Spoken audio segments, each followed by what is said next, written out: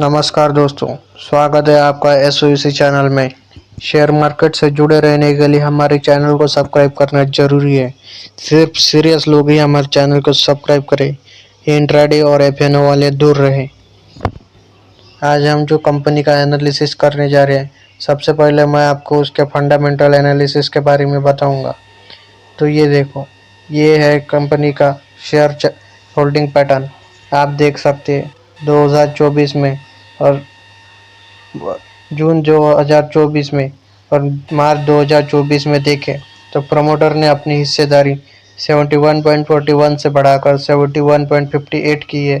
FIS के अगर देखें तो 1.36 से बढ़कर 1.46 हो गई है। टीआईएस देखें 0.02% से बढ़कर 0.18% हो गई है। गवर्नमेंट अपना हिस्सा इसमें बनाए हुई है। पब्लिक का माल से हाथ से माल निकाला जा रहा है। 27.10% से कम होकर 26.75% रही है। पब्लिक के हाथ से माल निकाला जा रहा है। प्रमोटर एफआईएस डीआईएस गवर्नमेंट माल खरीदी जा रही है। कौन सी है ये कंपनी देखने पड़ेगा अपने को, आगे बताएंगे। जुड़े रहिए हमारे चैनल से। सेल्स देखें क्वार्टरली बेसिस पे तो जून 2024 में 651 करोड़ बढ़ गई है। पहले 525 करोड़ थी मार्च 2024 में। अगर जून 2023 की बात करें, सिर्फ 455 करोड़ की सेल थी। मार्जिन देखें, जून 2023 की 21% है, जून 2024 की 27% है। नेट प्रॉफिट देखें तो जून 2023 का 32 करोड़ है। अगर नेट प्रॉफिट की अगर बात करें तो 86% करोड़ का है। तो नेट प्रॉफिट बढ़ गया है, सेल्स बढ़ गई है, मार्जिन बढ़ गई है क्वार्टरली बेसिस पे। वही अगर ईयरली बेसिस पे देखें तो ये देखो 1929 करोड़ मार्च 2024 में। लेकिन जो 24 और 25 है उसमें जो 6 महीने बीत चुके हैं, उसी 6 महीनों में 2126 करोड़ का इसने सेल्स किया है। आने वाले 6 महीने अभी बाकी है। आप समझ सकते हैं आने वाले 6 महीनों में जो इसका पिछला सेल का रिकॉर्ड था वो ब्रेक होने वाला है। अभी भी हो गया है, लेकिन कितने ज़्यादा फर्क से ब्रेक होगा ये आप ध्यान में देख देगा। जब ये रिजल्ट डिक्लेयर होगा तब देखना इसमें बाइंग किस प्रकार से आती है। मार्जिन देखें तो 25% से बढ़कर 26% हो गई है। नेट प्रॉफिट देखें 196 करोड़ से 250 करोड़ हो गया है। ईपीएस देखें 47 से बढ़कर 60 हो गया है। ईयरली बेसिस पे कंपनी जो है फंडामेंटली बहुत स्ट्रांग है।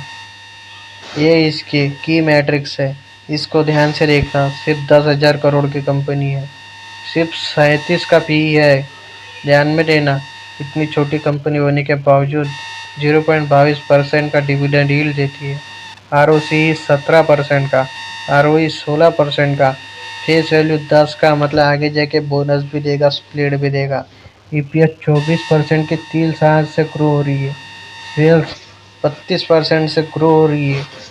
से प्रॉफिट 24% से ग्रो हो रहा है। ध्यान देना, एफआईआर दिया है तो प्रमोटर का मैंने आपको पहले ही बता दिया था। ये कंपनी फंडामेंटली किसी भी एक भी पैरामीटर पे अभी तक खराब नहीं हुई है। अभी मैं आपको इसका जो है कंपनी का नाम बता देता हूँ। कंपनी का नाम है, देख सकते हैं, इपिग्रल लिमिटेड। ये जो कंपनी है ये मेघमानी फाइनकेम का एक ग्रुप है, देख लो। ठीक है, कंपनी का जो है फाउंडेशन 2007 में हुआ था। एम्प्लॉय 900 के तकरीबन है।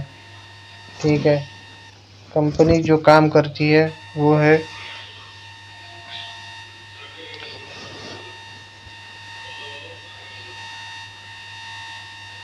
कंपनी के जो प्रोडक्ट है और जो ये कंपनी जो सर्विस प्रोवाइड करती है वो प्रोवाइड करती है CPVC pipe, alumina, textile, refineries, paper, soap, fluoropolymers, agrochemicals, PTFE pipes, electronics, water treatment, refrigerant gas, PU foams, paints, pharma, dyes, pigment, ये ये जो हाई डिमांड वाले फील्ड है, इन सब में ये कंपनी जो अपना प्रोडक्ट है वो सेल करती है। और ये जो मार्केट है ये 10 से 13% आने वाले 5 साल में बढ़ने वाला है। ठीक है, ये कंपनी जो अपना काम करती है वो करती है क्लोरो अल्कली मेटल में, जो कॉस्टिक सोडा भी बोलते हैं इसे, कॉस्टिक पोटैश भी डेवलप करती है। इसके बाद बहुत सारे प्रोडक्ट हैं। अगर इसका प्रॉफिट एंड लॉस स्टेटमेंट अगर देखें अपन, तो ये देख लो, रेवेन्यू 720 करोड़ से 2196 करोड़ का हो गया है फिजिकल ईयर 2023-24 में।